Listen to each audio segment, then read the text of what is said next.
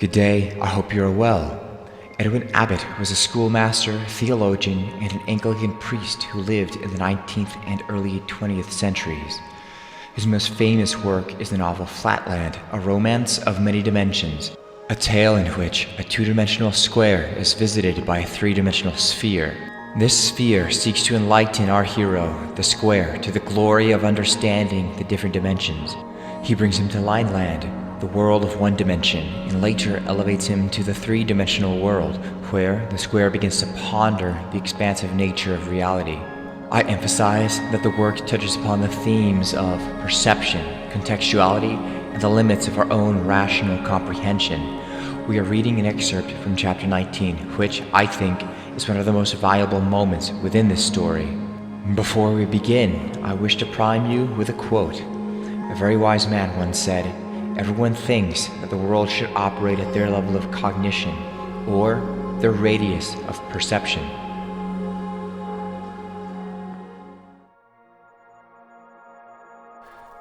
I said, "Your Lord tempts his servant to see whether he remembers the revelations imparted to him. Trifle not with me, my Lord. I crave, I thirst for more knowledge.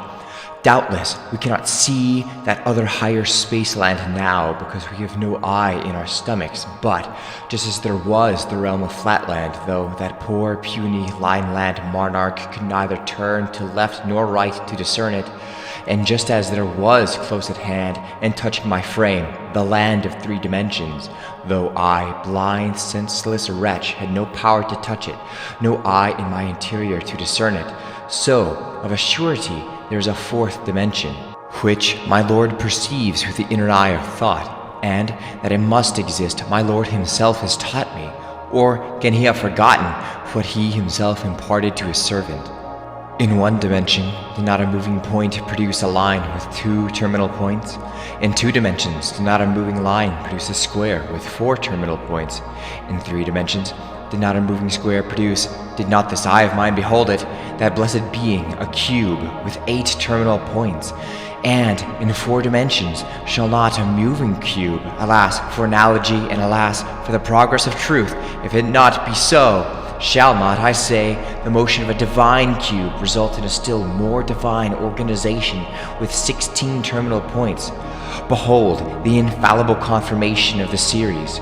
2, 4, 8, 16. Is this not a geometrical progression? Is not this, if I might quote my Lord's own words, strictly according to analogy? Again, was I not taught by my Lord that as in a line there are 2 bounding points, and in a square there are 4 bounding lines? So, in a cube there must be 6 bounding squares? Behold, once more the confirming series, 2, 4, 6. Is not this an arithmetical progression?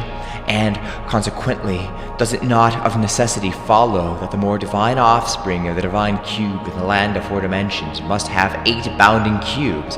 And is not this also, as my Lord has taught me to believe, strictly according to analogy? O my Lord, behold, I cast myself in faith upon conjecture, not knowing the facts, and I appeal to your Lordship to confirm or deny my logical anticipations. If I am wrong, I yield, and will no longer demand a 4th dimension, but if I am right, my Lord will listen to reason.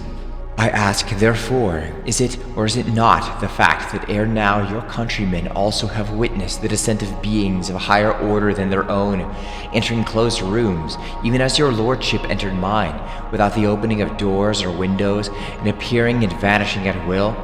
On the reply to this question I am ready to stake everything. Deny it, and I am henceforth silent. Only vouchsafe an answer." After a pause, the sphere said, "It is reported so, but men are divided in opinion as to the facts, and, even granting the facts, they explain them in different ways. And, in any case, however great may be the number of different explanations, no one has adopted or suggested the theory of a 4th dimension. Therefore, pray have done with this trifling, and let us return to business." I responded, I was certain of it. I was certain that my anticipations would be fulfilled. And now, have patience with me, and answer me yet one more question, best of teachers. Those who have thus appeared, no one knows whence, and have returned, no one knows whither. Have they also contracted their sections and vanished somehow into that more spacious space whither I now entreat you to conduct me? The sphere answered moodily. They have vanished certainly, if they ever appeared. But most people say that these visions arose from the thought, you will not understand me, from the brain, from the perturbed angularity of the seer. I replied, say they so? Oh, believe them not. Or, if indeed be so, that this other space is really Thoughtland, then take me to that blessed region where I in thought shall see the insides of all solid things.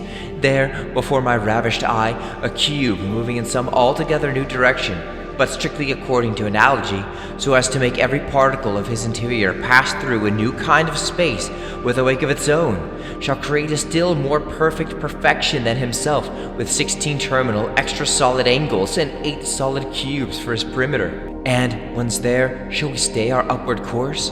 In that blessed region of 4 dimensions, shall we linger on the threshold of the 5th and not enter therein? No! Let us rather resolve that our ambition shall soar with our corporal ascent. Then, yielding to our intellectual onset, the gates of the 6th dimension shall fly open. After that, a 7th, and then an 8th. How long I should have continued, I know not. In vain did the sphere, in his voice of thunder, reiterate his command of silence, and threaten me with the direst penalties if I persisted. Nothing could stem the flow of my ecstatic aspirations. Perhaps I was to blame. But indeed, I was so intoxicated with the recent draughts of truth to which he himself had introduced me. However, the end was not long in coming. My words were cut short by a crash outside and a simultaneous crash inside of me, which impaled me through space with a velocity that precluded speech. Down, down, down. I was rapidly descending, and I knew that return to Flatland was my doom. One glimpse, one last and never-to-be-forgotten glimpse I had of that dull, level wilderness which was now to become my universe again, spread out before my eye. Then a darkness, then a final, all-consummating thunder peal, and when I came to myself, I was once more a common creeping square in my study at home, listening to the peace cry of my approaching wife.